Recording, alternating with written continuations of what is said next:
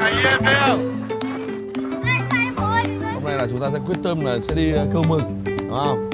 Gia đình nhà mình với gia đình bạn Á hậu Hoa hậu biển đảo Việt Nam, Thùy Anh. Ấy đẹp chưa? Trời ơi, đẳng cấp luôn. Tất cả bữa ăn tối ngày hôm nay là trông chờ vào rất là lớn vào tất cả mọi người hãy cố gắng hết sức nhá. Ai được đây? Quá đã kìa. Quá đã luôn. Chủ tịch đã là người chiến thắng. Yeah. Ở trên video thấy người ta đi câu mực cảm thấy là rất là kiểu hứng thú ấy. Đấy, nhưng mà đây Quân thì mình ra câu mực là gục hết rồi. Đây là bát mì tôm ngon nhất, không ăn nhanh thì nó sợ tụt huyết áp. Mà có mực này, không ăn là hết đấy, ngon lắm.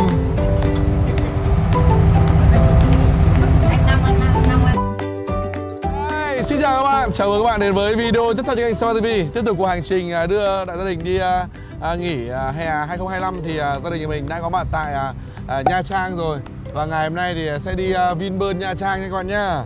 Mời cả nhà cùng lên tàu. Let's go. Ok. Đấy. Ở đây là dịch vụ rất tốt vừa. Hello.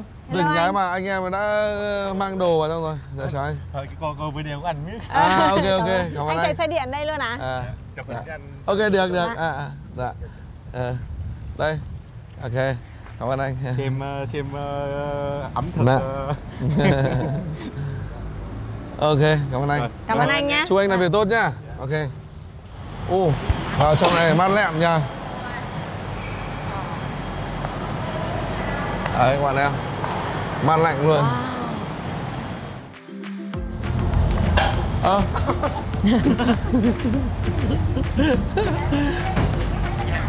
Anh ơi đừng cao đấy. Số phòng, số relay của mình ở phía trên này là 6412. Ok, anh cảm ơn. Đi vào đi con. Đi qua đây. Ok, anh cảm ơn. Yeah. Cầu cả đây các bạn ạ. Nào, số 2 nào. Đấy. Yeah.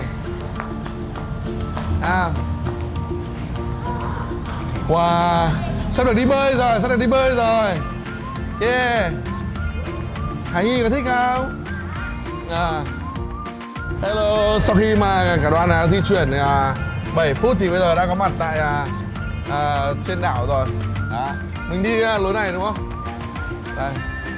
Nhi bé nhưng mà đi rất là nhanh nha. Lắm lúc mà xuống máy bay hoặc tự xuống xe máy bay mình không nhìn thấy đâu luôn. Đẹp à? Đây là xây dựng 20 mấy năm rồi đấy mà vẫn đẹp như này, các bạn phải biết là. Đấy. Đây mà mình muốn quay trở về đất liền để đi chơi thì cái tàu nó có thuận tiện.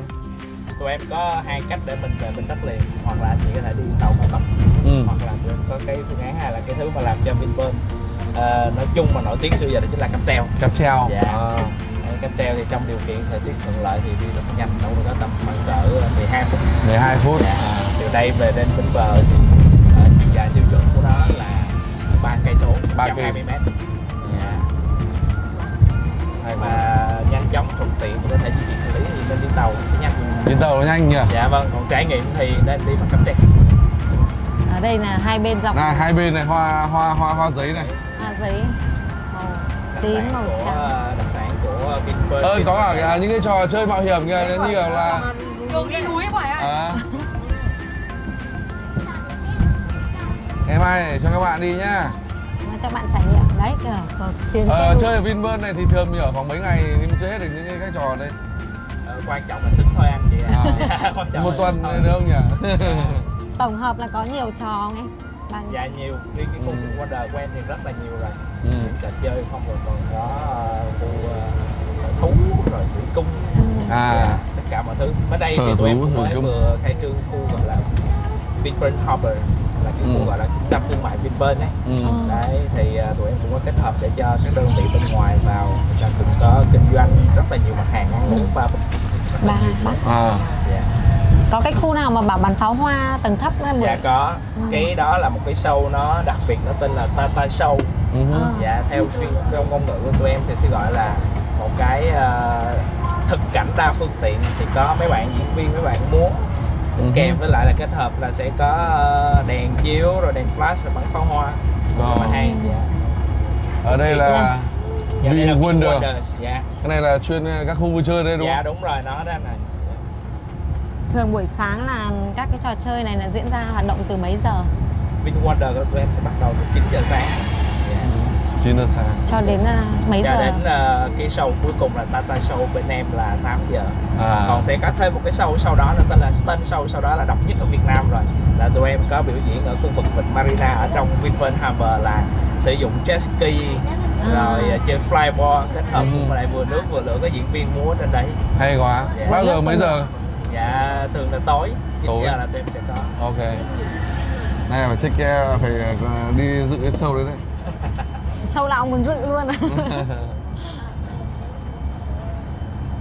Như mình nói là năm nay là Nha Trang rất là hot nha anh em nha. Đấy. Nha Trang với cả Sapa. Mình ở Sapa thì đi Nha Trang, mà anh em Nha Trang này lên Sapa. Đấy. Vi thấy sao? Thấy không khí ở đây như nào con? Mát mẻ. Thế là Bi vừa lấy ngồi trên thuyền mẹ thấy sóc một phát là Bi tìm áo vào luôn ạ. Bi cẩn thận lắm. Đặc sản ở đây thì với bông hoa giấy ngoại trừ đó thì chim rất là nhiều. Nhiều chim. Dạ, lâu lâu thì sẽ có một vài bạn khỉ xuất hiện giữa đường. Vui lắm. Dạ. Khu này, đảo này là tổng diện tích là khoảng bao nhiêu ha? Nếu mà gọi là tính là hát thì nó rất cao, nó đến tầm cho đến hiện tại thì cỡ 3 triệu cây số. Nó lớn đến cỡ đấy. Wow. Diện tích rộng nha. Khai thác thì ở góc độ này của Vingroup nói riêng thì cũng chỉ có một phần thôi, giờ tụi em còn phải chia sẻ lại những đơn vị khác. Cái resort anh chị sắp ở đây thì nó rộng tầm khoảng cỡ 70 hecta. 70 hecta. Dạ, nhưng mà thực tế mà sử dụng vào thì tụi em chỉ sử dụng đâu đó tầm khoảng cỡ 21 hecta thôi. Trên này là có rất nhiều nhà hàng đúng không? Dạ. Nhà hàng đều phục vụ ở villa hết nhỉ? Nó vẫn là thuộc hệ thống ở trong cái resort tụi em nói riêng thì tụi em có 4 cái nhà hàng. Dạ. Có đồ Việt nói chung cũng có, hải sản cũng có, đồ Ý cũng có. Tụi em có một cái nhà hàng chuyên về đồ Ý với lại đồ Hàn Quốc kiểu nướng. Dạ. Với lại nhà hàng buffet, tùy mọi người có nhiều lựa chọn. Còn bên cạnh đấy thì cũng trong cái khuôn viên cái đảo này tụi em vẫn có thêm một vài cái tiện ích khác, ví dụ như là có một khu vực là Imperial Club, tụi em gọi là câu lạc bộ hoàng gia, thì đấy là chuyên bán đồ hoa. Dạ, với lại có tổ hợp giải trí, có hát karaoke, rồi cái bar nho nhỏ, hay quá, có chơi game. Đến đây thấy ngửi một cái mùi thơm rất là ngào ngạt. Đố mọi người biết là mùi này là mùi của hoa gì? Hoa sữa. Hoa sứ nhà nàng này. Đêm đêm ngửi mùi hương, mùi hoa sứ nhà nàng. Ui, thơm. Nhà dừa này, đẹp. Rồi nói về những cái resort ở Việt Nam mình quá đẹp luôn. Mẹ cái ven đầu tiên là cái ven không? Đây thì rất nhiều dừa. Đây là khách sạn chính. Dạ, đúng rồi. Mình có thể sử dụng tất cả dịch vụ ở đây đúng không? Bơi hay là... Dạ đúng rồi, tụi em phía sau đó tụi em có hồ bơi chính. Nhà hàng. Villa của nhà mình cũng có bãi biển riêng, vẫn có hồ bơi riêng. Tuy nhiên vẫn có một khu vực để mọi người tập trung lại, sẽ có một hồ bơi rộng 1.800 m. Hay quá. Ui, nhìn quen đấy. Nhìn quen là năm ngoái Vy tắm ở đây rồi đấy. Năm ngoái Vy tắm ở đây rồi đấy.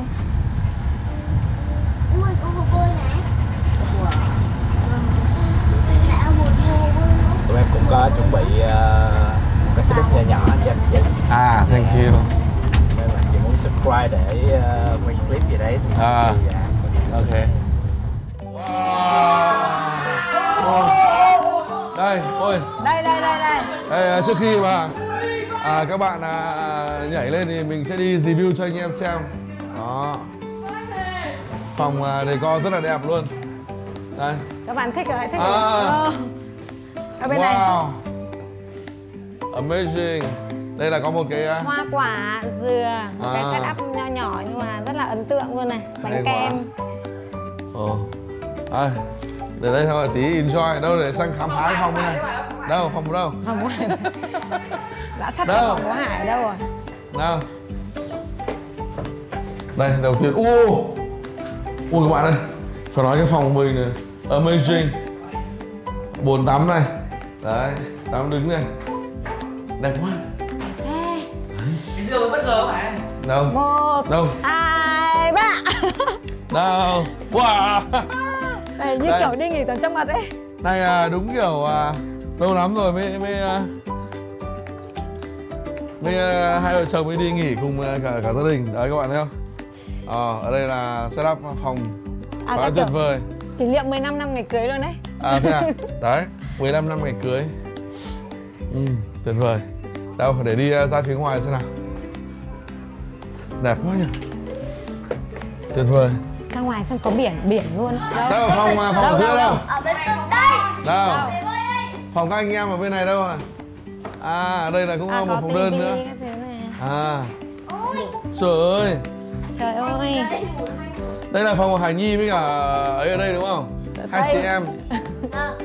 Đấy. Đâu, bây giờ mình sẽ đi ra phía trước để xem. Đẹp xuất sắc luôn á. Ở đây đã ưng ý chưa? Ưng ý chưa? Wow. Thôi bể bơi lại, bể bơi Ở của đây chị là đấy. có bể bơi riêng này. Đó. Và ở đây có một bãi tắm riêng luôn. Đấy. Rồi dừa là siêu trái luôn. Thì uống nước dừa ra đây là thọc luôn này. Wow. Wow. Đây nhảy xuống bơi nhá. Chiều nhảy xuống bơi nhá. Chiều nay sẽ bơi. Quá đã luôn. Thích quá. Xuống đây đi. Đứng ở đây chúng ta có thể ngắm toàn cảnh kìa. Ngắm. Các cái khu vui chơi đấy đúng không? Tất cả đấy. Cáp treo toàn bộ là nhìn về hướng ở bên phía tay phải kia.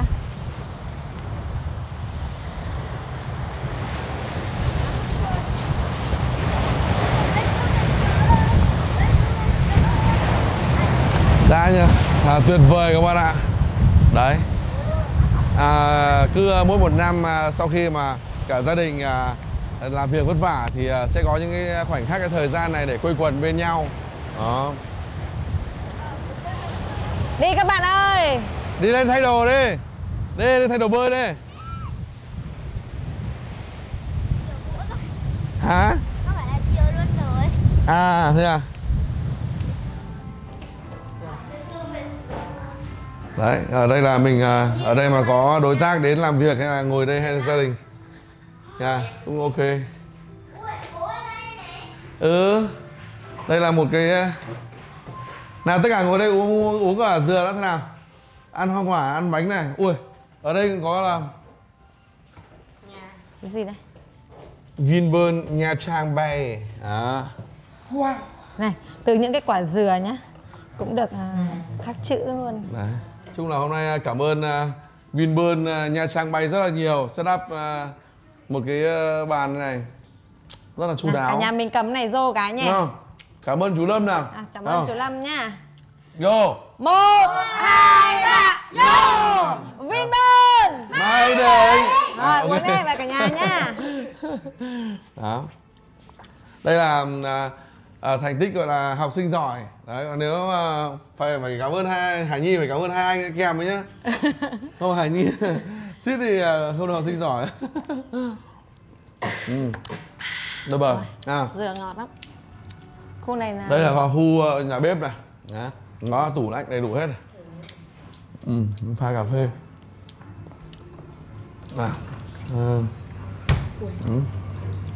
Bánh thật à? Bánh thật chứ con. Mọi người giờ tranh thủ ăn uống nghỉ ngơi, lát nữa để ra bơi nhá. Nào, chuẩn bị nào. Đi đâu cảm nghĩ nào. Con đang bị ép bụng này. Em bụng cái gì? Đây này. Hải Nhi. Bây giờ trong đầu con toàn nghĩ để cái chữ ở lại đến tận Cốt Lõi. Cái gì? Ở lại đến tận Cốt Lõi. Ấn lại cái tận Cốt Lõi. Hả? Ơi.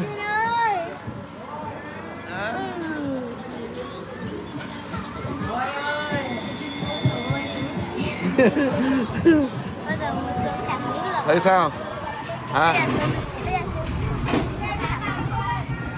bám chắc vào nhá.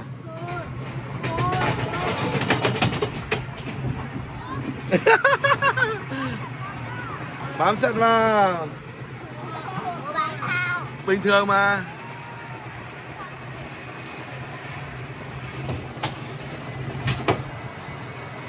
Thôi.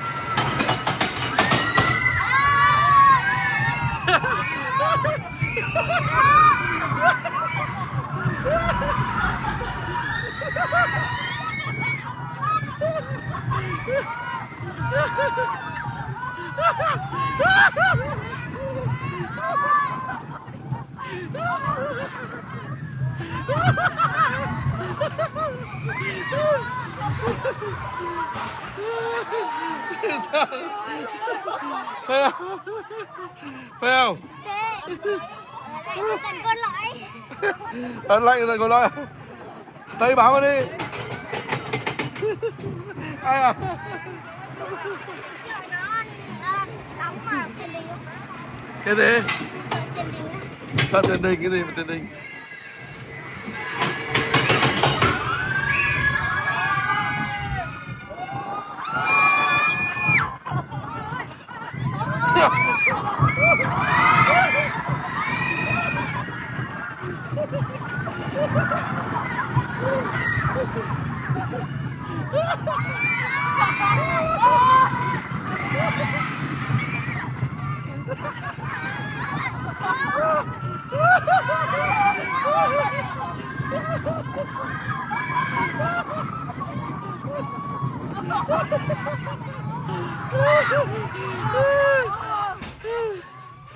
Phải không?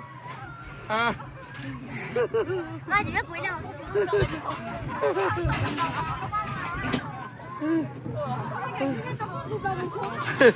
Phải không?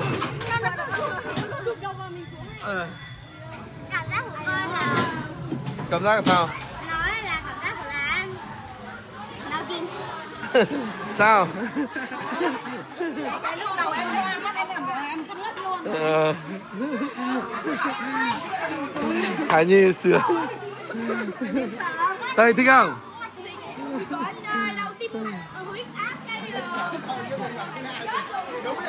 Hả? Sợ là đầu vào tường rồi, cứ sợ đầu vào chỗ đấy mà. Đây, bắt đầu tiếp tục trò mới nha.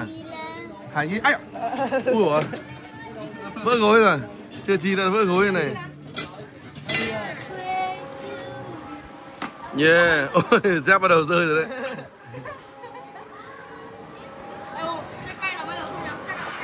Có bên nước. Ôi.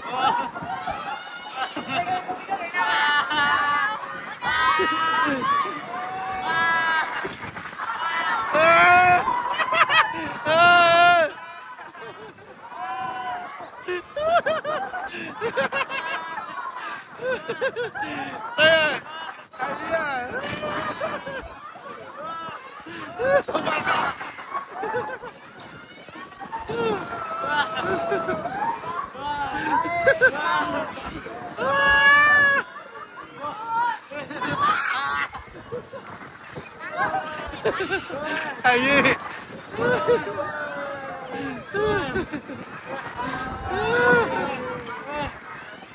Hải Nhi em thấy không? Rơi xoay bố ơi, đừng rơi sang.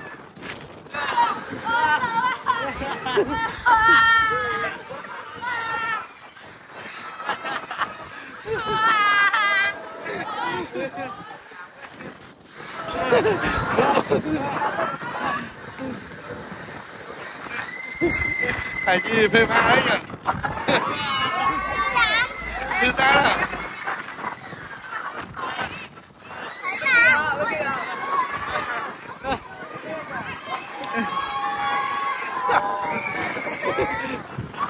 Cảm giác như ở Vi đang ngủ với nào ấy.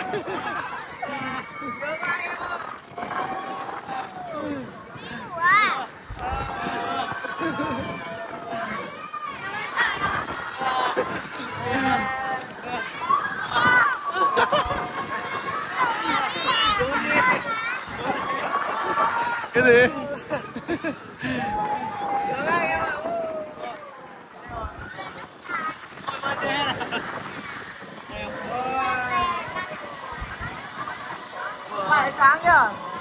Hả?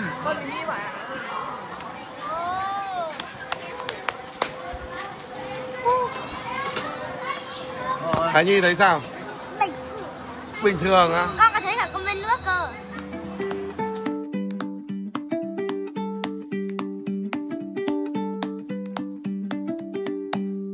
Hôm nay là ngày mà anh đại gia đình nhà mình mới tới Nha Trang các bạn ạ. Và thời tiết thì chào đón mình bằng một cơn mưa nho nhỏ. Nhưng mà không nản lòng tất cả mọi người. Hôm nay là chúng ta sẽ quyết tâm là sẽ đi câu mực, đúng không? Gia đình nhà mình với gia đình bạn Á hậu Hoa hậu biển đảo Việt Nam, Thùy Anh. Bây giờ thì mình sẽ ra tàu và tiếp tục quay chia sẻ với bạn hành trình đi câu mực nhá.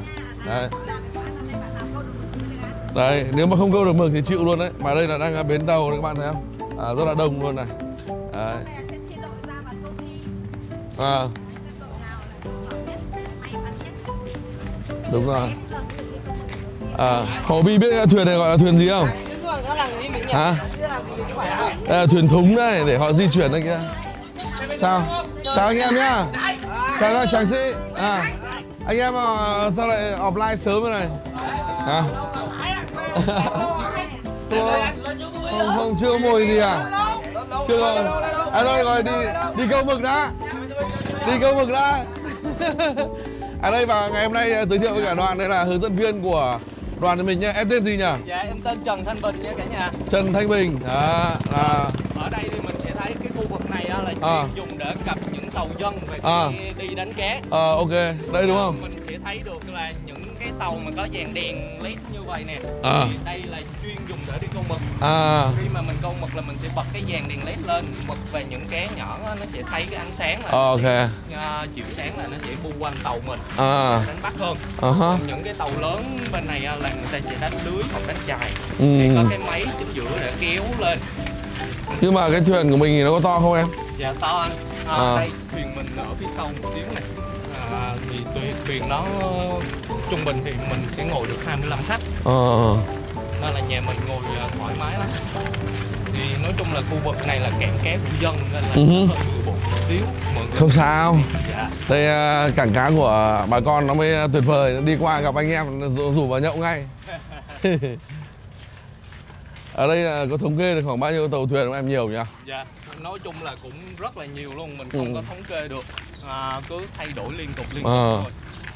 Những cái bé bé này là làm gì đây? Bé bé này là của dân, người ta sẽ đi một hoặc hai người chạy ra, bình thường dùng để câu mực đêm hoặc là câu cá. Thì có những loài cá ăn đêm. Cũng phục vụ cho đánh bắt hết đúng không? Dạ đúng rồi, nói chung là tàu. Mình đi cái thuyền to kia à? Dạ đây, thuyền ngang giống gì sẽ có khung giống gì luôn nè, có ghế, có khung. Nhưng mình không có đi những cái ghe nhỏ này. Tưởng cái ghe nhỏ này là say tới một chuyện luôn đấy. Em biết câu không? Dạ. Em biết câu không? Em thì câu cũng tạm ổn thôi. Nghe vậy hơi hoang mang anh em ạ. Bình thường em đi 10 đòn thì hết 9 đòn rưỡi là có mực. Còn đòn còn lại là tùy nhân phẩm thôi. Đây cái tàu của mình đang bên này nè, mình chuẩn bị di chuyển xuống với em. Xin chào. Chào tráng sĩ. Những cái xe đông lạnh này là người ta sẽ chất cá lên, là nó sẽ thải ra những cái nước của cá, nó mùi nó hơi khó chịu một xíu. Đằng kia là anh thấy là cái này là họ đang ở đây, các con cứ lên tàu trước đi. Đây để ra khám phá một chút ở đây thế nào. Đây là những cảng mà họ cũng kiểu mới đánh bắt về luôn đấy. Mình ra đây xem có mồi gì ngon, có khi có thể là sẽ mua trước lên trước. Hả? Đây là mồi cho tôm ăn. Mồi cho tôm mà. Hay quá. Không có mực hay có cái gì sẵn nhỉ? Đấy. Con này gọi là con gì đấy ạ? Đó là cúm núm đậu đú. Cúm núm đậu đú à? Đây này. Nhìn ổn lắm nha. Ở phía dưới này có bạch tuộc nữa nè. Bạch tuộc ở dưới. Đấy mực đấy. Cái này là buổi sáng ra đây chắc là đông. Dạ đúng rồi, thì tầm 3 giờ rưỡi cho tới 4 giờ sáng những tàu dân người ta sẽ cập vào.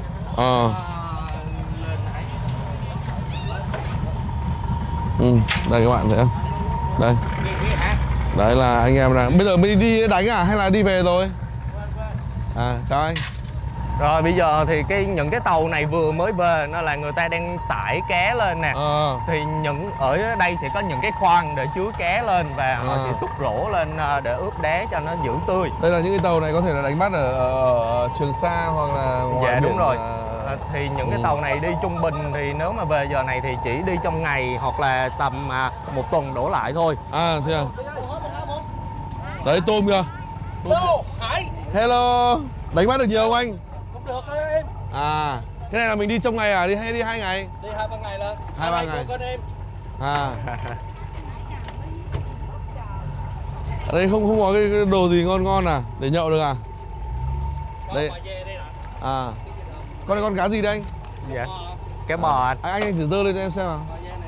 Đấy.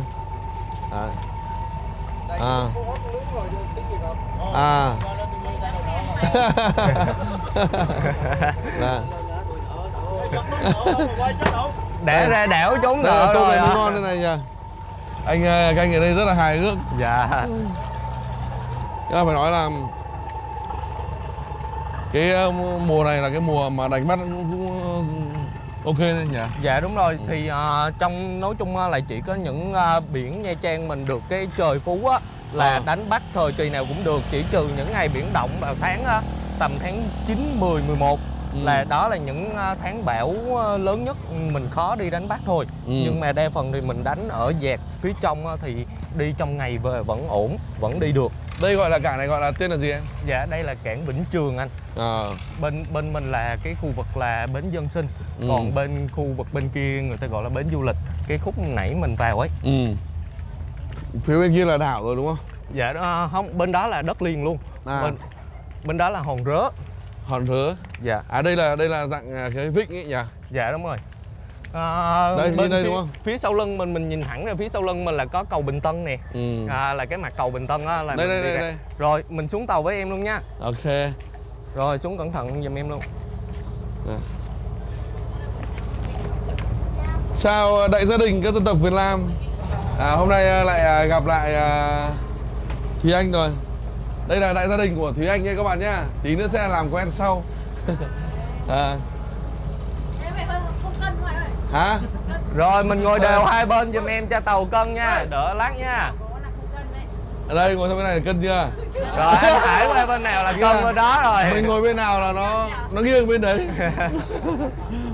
Dạ thì nói chung câu mực thì bình thường tầm mặt trời sụp xuống là tầm 7 giờ rưỡi trở lên là mình đã câu được rồi. Nhưng mà cái lúc đó thì mực chưa chịu đèn nhiều.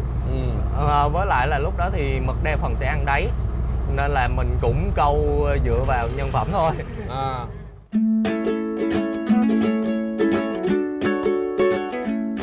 Đây là vẫn trong vịnh đúng không?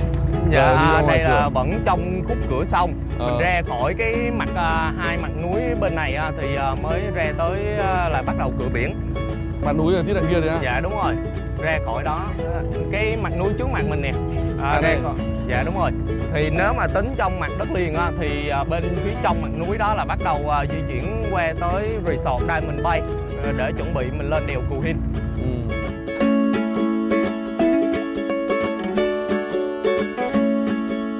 Nhà thuyền đã đổ bê tông cái này, tối nay thi đấu kiểu gì được lại với các bác được. Đã làm ăn cơm to đùng kia rồi. Ảnh sợ là lát ảnh rung tay, ảnh giật mực không nổi, nên là ảnh đổ bê tông trước cho vững tay, lát giật mực cho nhà mình xem nha. Đây cẩn thận thế. Dạ. Ôi đằng kia có cầu vồng kìa mọi người. Kia kìa. Có cầu vồng kìa. Đi kia nhìn cái tàu kia đừng nhìn nó nhá, bởi vì cái mắt của mình không chịu được cái ánh sáng này đâu, nó sẽ hại mắt đấy.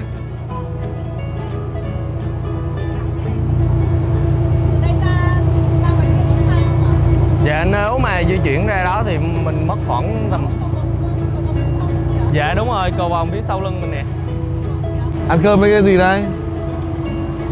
Cơm với cá à? Cơm áo gạo tiền. Anh em cẩn thận đấy.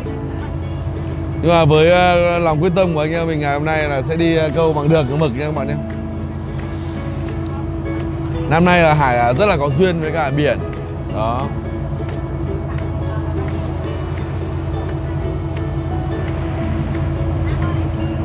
Đây là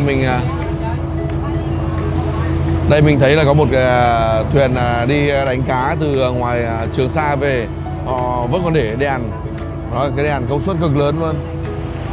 Cái này mình nhìn vào cái đèn này là mình không chịu được đâu nhỉ, cái mắt của mình. Thấy không? Mình nghĩ là mới nhìn vậy nên mắt mình nó khác liền á.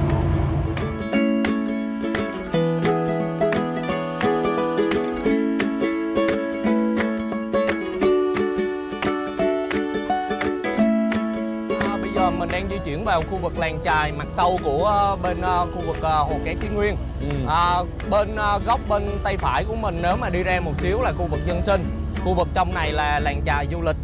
Những cái bè nổi ở đây á, thì hải sản người ta sẽ đánh bắt về để giữ độ tươi, với lại là để kiểm soát được cái chất lượng hải sản á.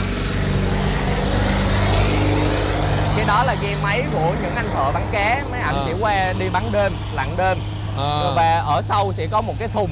Cái thùng đó là để giữ cá tươi á, bỏ vào sẽ có nước ở trong đó cho cá sống. Dạ đúng rồi, khu vực này thì dân sinh sống với lại là những cái tàu ghe người ta sẽ neo ở đây. Tối là người ta sẽ bơi bộ vào hoặc là sẽ có những cái thúng để chèo vào sát trong bờ. Đấy, bây giờ mình thấy dân ở đây thì xong công việc rồi thì họ bắt đầu bày bàn nhậu ra, ngồi chill lên. Ngồi đường kia à? Thích nhỉ? Đấy, cái mà mình muốn đưa các bạn đi chơi đó là phải là quay được cái cảnh này này. Ngày mai đi đi. Không biết, để xem đã.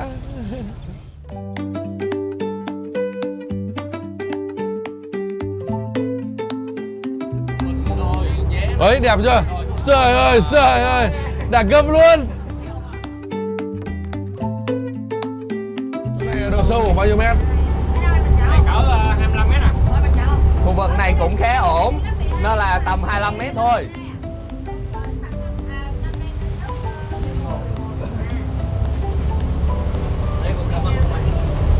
Không, ở khu vực biển Nha Trang thì không có cá mập, chỉ có các dòng thuộc họ cá mập như cá nhám thôi. Chứ biển Nha Trang thì cá mập không có sinh sống được.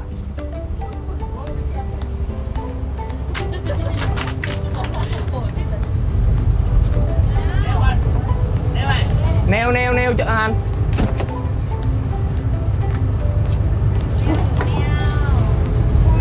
Đấy. Thì đầu tiên á, để thả thì mình sẽ thả dây với cái lưỡi hoặc là cái chì có một khoảng cách nhất định giùm em để lát mình dễ sử dụng.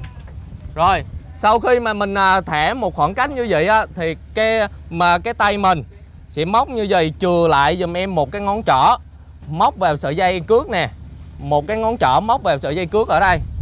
Rồi sau đó thì cái cần này mình sẽ có một cái chốt an toàn ở đây. Chốt an toàn này khi mà mình bật lên như vậy á thì cái cước nó sẽ bung ra, và khi mà mình gạt xuống thì mình có thể quay cái cần lên. Rồi mình sẽ bật cái chốt an toàn lên, rồi mình sẽ thảy thì mình sẽ tạo cho nó một cái hình tam giác để cho có lực để thảy. Rồi 2, 3 nè, thảy ra.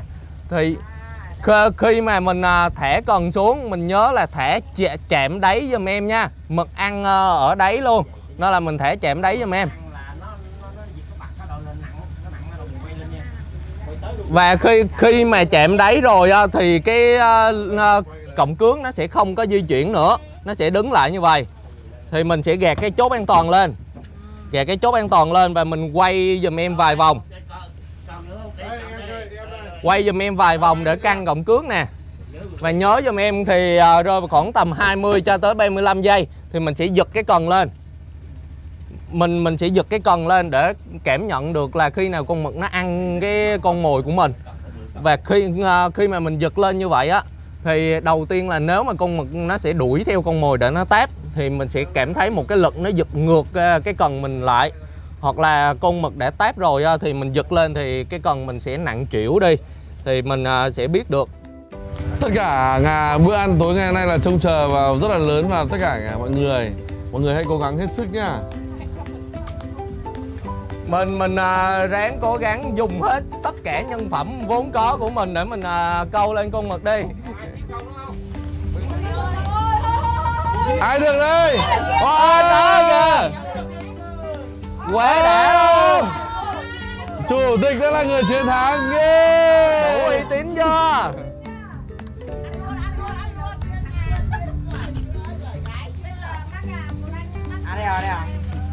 Nhân phẩm quá tốt luôn rồi. Để mình muốn gỡ á, thì rất là dễ nè. Cái lưỡi của mình là sẽ không có ngạnh, nên là mình chỉ cần chút ngượng vậy là con mực nó sẽ rớt xuống. Mình móc lưỡi dưới. do là mình hai lưỡi nên là khá nhạy luôn. Để mình đi làm con nữa nhé. Quá tuyệt vời luôn.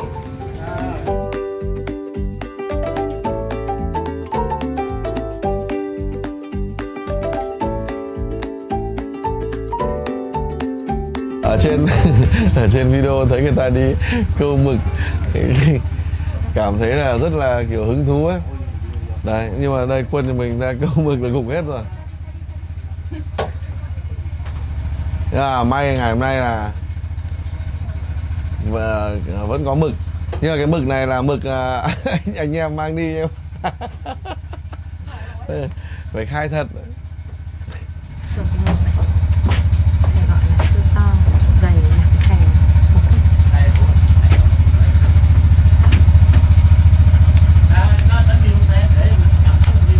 Giờ khách bớt lần sau các anh ơi.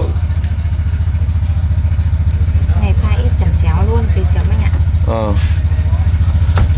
Hay cái để mình to này tí nó chín nó không bị ấy. Bỏ cuộc đi anh Nam ơi. Cô được đâu. Tôi có sao đâu. Anh em động viên nhau cũng bỏ cuộc. Hổ là đây là đúng kiểu biết lượng sức mình. Hổ với cả Thùy Anh biết lượng sức mình. Đầu hàng sớm đi. Đầu hàng ngay từ đầu. Của không ngon nhà đông con hết. Cả tàu có 6 gói mì tôm.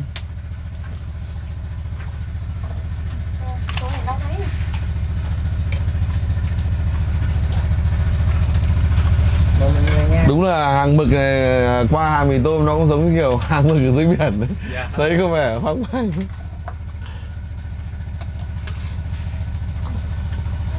Có tương ớt không ạ? Có chẩm chéo không ạ? Ít chẩm chéo em muốn cay cay thì cho vào. Nam đi pha chẩm chéo đây con. Chẩm chéo ở trong cái túi. Ta đô đen gì ấy.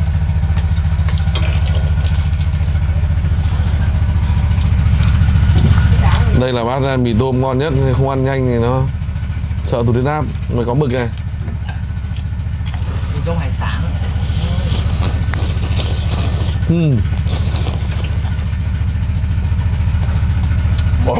Ngon.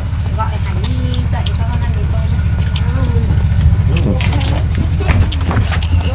tôm. Thơm ngọt luôn.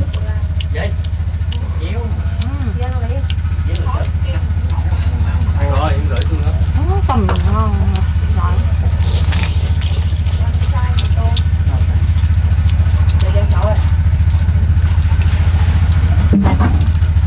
Em cắt nhỏ nhỏ rồi. Nhỏ này mình chín rồi. Đi ăn mì em Nhi ơi. Em Nhi ơi. Đâu gọi là ông bà. Ông bà ăn luôn. Ông đang say rồi. Có thể vừa đi vừa ăn vừa đi về được. Đây mà gọi đây, không dậy mà không biết gì luôn. Nó mới ngủ quá. Trời ơi. Anh nhớ để bụng nha, lát mình còn vào bì mình dùng bữa nữa nha. Thôi anh ơi, em về nữa. Đây, pha chút chẩm chéo để chấm với cả mực nướng. Ngon gì ăn đi. Ăn đi.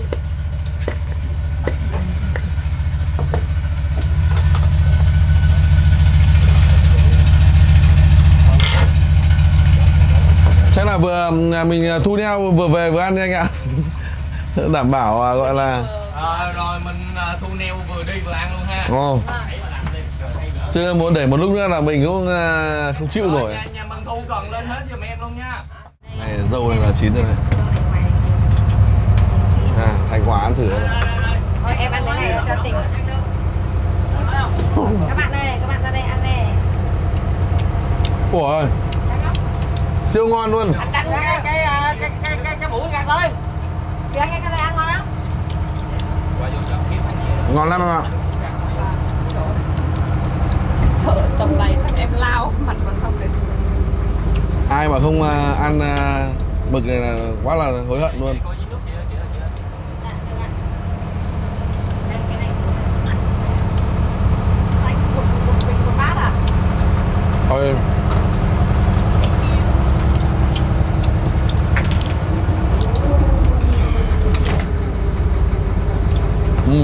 Ngon rồi. Ngon.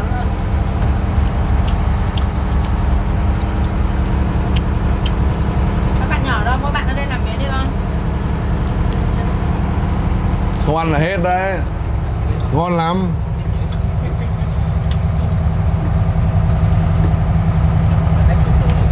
Anh Năm ăn này. Rồi bê thử không? Anh nào bâng khuâng các bạn ăn cơm nhá. Các bạn ăn cơm rồi. Còn.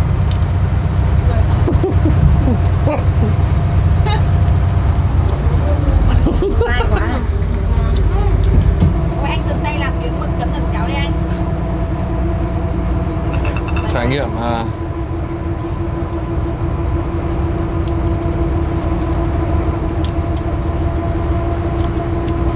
Đây con.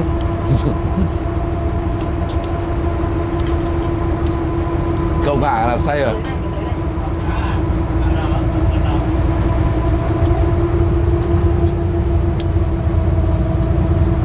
Ngon mà. Năm ơi. Năm chạy nào. Năm ơi. Đây ăn đâu. Năm xoay.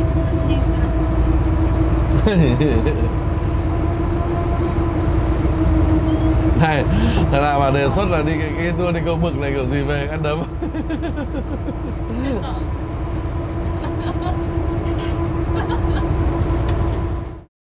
Buổi tối mà ở đây mọi người vẫn kiểu quẩy vui nhỉ. Ở đây là làng chài, là một số nhà hàng họ đang kinh doanh ở đâu là họ vẫn sinh sống ở đây đúng không anh? Nuôi trồng hải sản. Đây, ok. Anh em là ở đâu đây? Ok. À, ở đây hết à? Nào. Nhà ngồi dưới đây luôn đi nhà anh. Nào. Thằng ngồi xuống đi. 2, 3. Dạ rồi. Mấy điểm. Đợi kiểu em mấy điểm. Ok, cảm ơn anh em nhá. Ok. Cả nhà nâng ly nhá. Ok. Chỗ này là chỗ mà ngồi của những người gọi đi câu mực là thất bại. Con mời cả nhà. Anh cảm ơn. Đây là con nhím nhum. Ủa, nhum nhiều thịt phết này. Mà sao con nhum ở đây nó to nhỉ?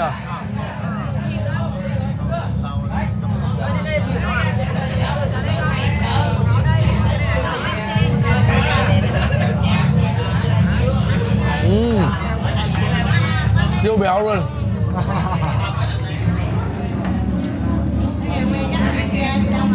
Hổ ơi, Hổ làm miếng đi con. Làm miếng con đi. Đây, coi cái này này.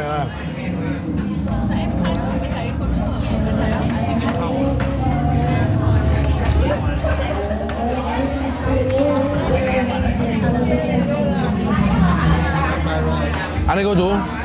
Chú ăn được cái này à? Dạ.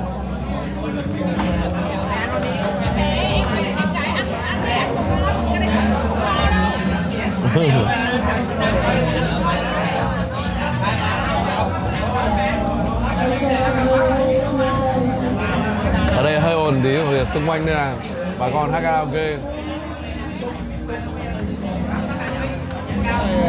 Chấm treo cái này ngon lắm, cái này Chấm kéo đấy. Cho 4 viên. ngon lắm, ngon. Con này không ăn ngon đâu. Cảm ơn chú. Đấy. Ngon. Very good. Very good. Okay. This sauce so good. Spicy but good. Thank you.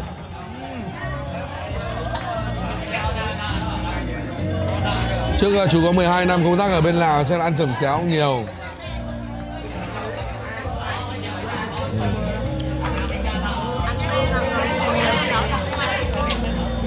Dạ.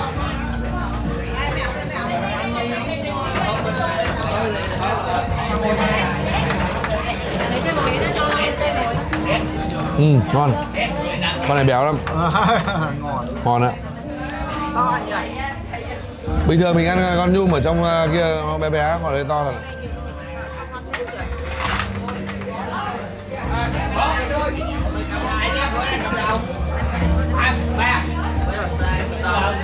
Đây, ở đây. Mình cho cơm vào. Đây, cho cơm. Put the rice. Ok. Very good.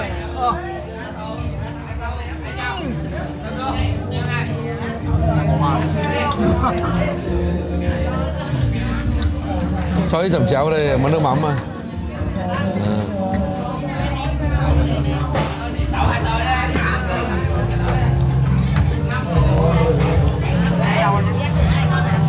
Ngon.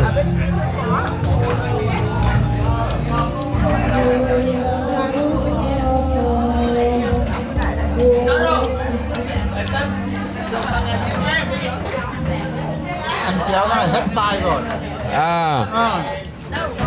Chú vừa say tàu và chú bảo ăn chẩm chéo giờ hết say rồi đấy. Hết sai tàu rồi. After eating this chili sauce, no more seasick. Awake now. Awake. Amazing, nha.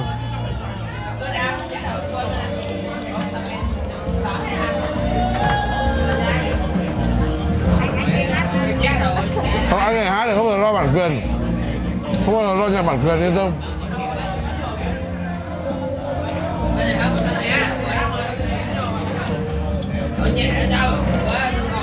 Nữa. Nữa. Thích lắm. Dạ. Thích lắm. Hà Nhi ơi, Hà Nhi là sao đi câu mực tiếp không?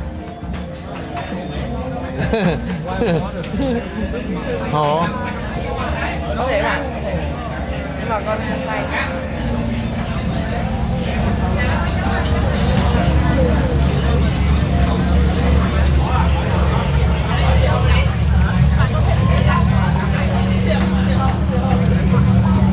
Đây.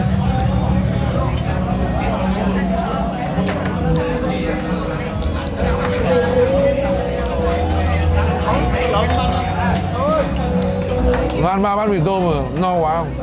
No.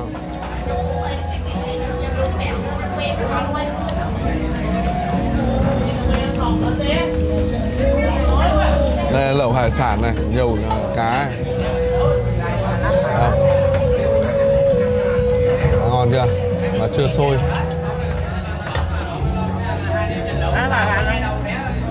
Cảm ơn con.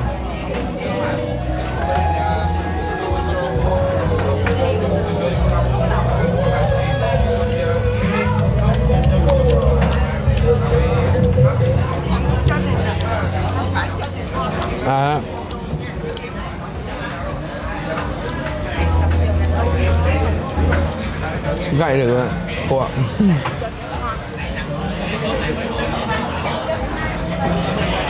Nhà cô ở Hải Phòng có gần biển không?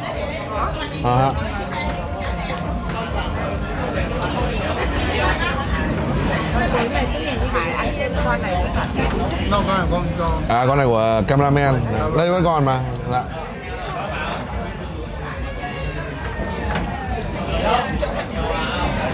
Cái gì?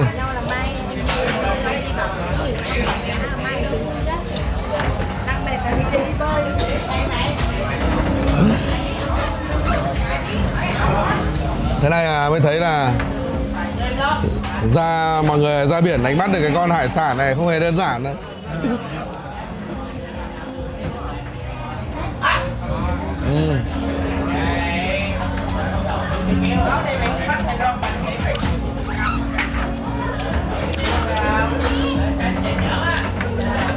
Nào,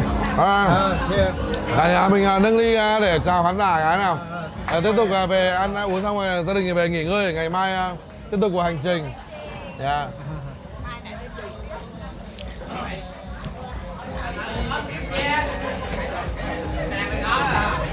Mai mình sẽ đi cái tour Ba Đảo á. Còn này bắn cá. Tiếp tục đi, hãy tin vào các chú. Bi có vẻ hoang mang.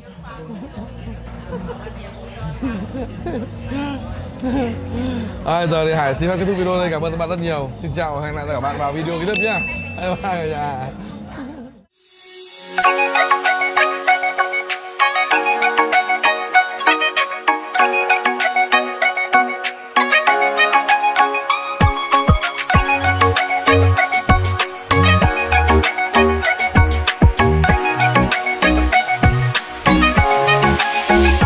Từ miền xuôi anh đến với rừng, anh mang theo tình yêu cùng bao mơ ước. Xuyên trần gian chân anh đi qua khắp bạn mường, để hôm nay chúng ta càng thêm yêu mến quê hương. Nơi anh dừng chân từng thước phim văn hóa vùng miền, đẹp biết bao ta luôn tự hào. Cảm ơn anh chàng trai kết nối yêu thương. Đây Lào Cai nơi vùng biên giới hôm nay tìm về, anh cùng em bên chung rượu cần, mình kết duyên trong phim chợ tình. Đẹp biết bao chợ tình biên giới Sapa, em mời anh ăn miếng thịt to uống bát rượu đầy. Hương nồng say theo em cùng về, tìm đến đây chào duyên hò hẹn. Chào đón anh nhà hàng Sapa TV. Bên nhau người ơi cùng kết giao duyên nghĩa cuộc đời, cùng nắm tay ta giúp đỡ cộng đồng. Cảm ơn anh chàng trai tôi mến yêu. Hôm nay về đây mình uống say ta hát điệu này, từ trái tim như muốn nói bao điều. Cảm ơn anh hờ ai hai, hỏi chàng trai ấy là ai.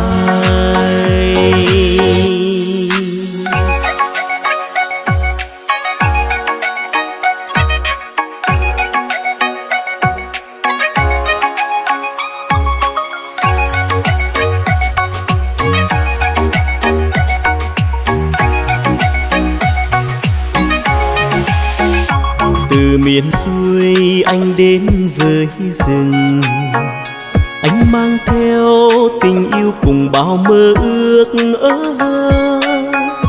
Xuyên trần gian chân anh đi qua khắp bạn mường, để hôm nay chúng ta càng thêm yêu mến quê hương. Nơi anh dừng chân từng thước phim văn hóa vùng miền, đẹp biết bao ta luôn tự hào. Cảm ơn anh chàng trai kết nối yêu thương. Đây Lào Cai nơi vùng biên giới hôm nay tìm về, anh cùng em bên chung rượu cần, mình kết duyên trong phim chợ tình. Đẹp biết bao chợ tình biên giới Sapa, em mời anh ăn miếng thịt to uống bát rượu đầy. Hương nồng say theo em cùng về, tìm đến đây chào duyên hò hẹn. Chào đón anh nhà hàng Sapa TV. Bên nhau người ơi cùng kết giao duyên nghĩa cuộc đời, cùng nắm tay ta giúp đỡ cộng đồng. Cảm ơn anh chàng trai tôi mến yêu. Hôm nay về đây mình uống say ta hát điệu này, từ trái tim như muốn nói bao điều. Cảm ơn anh hờ ai hai, hỏi chàng trai ấy là ai. Bên nhau người ơi cùng kết giao duyên nghĩa cuộc đời, cùng nắm tay ta giúp đỡ cộng đồng. Cảm ơn anh chàng trai tôi mến yêu. Hôm nay về đây mình uống say ta hát điệu này, từ trái tim như muốn nói bao điều. Cảm ơn anh hờ ai hai, hỏi chàng trai ấy là ai. Cảm ơn anh hờ ai hai, hỏi chàng trai ấy là ai.